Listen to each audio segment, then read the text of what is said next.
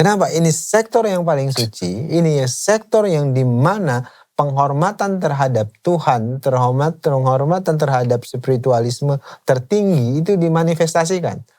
Jadi harusnya tempat ini itu nggak ada korupsi, tempat ini paling bersih. Tapi kenapa kemudian justru yang ngurusin haji itu yang paling banyak korupsi sekarang?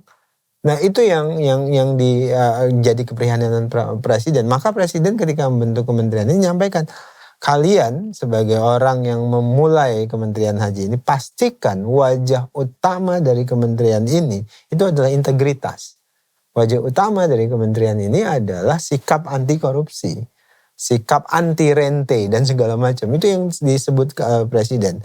Maka keprihatinan presiden itu juga menjadi PR kami atau pekerjaan rumah kami sekarang di Kementerian Haji. Jadi Dr. Richard sekarang pekerjaan saya dan Pak Menteri itu bersih-bersih. Memastikan kami yang mau memastikan pengelolaan haji itu bersih. Bahkan pesan Pak Prabowo harus dimulai dari kalian. Dalam Islam itu namanya ibda bin nafsi. Segala sesuatu harus dimulai dari diri sendiri.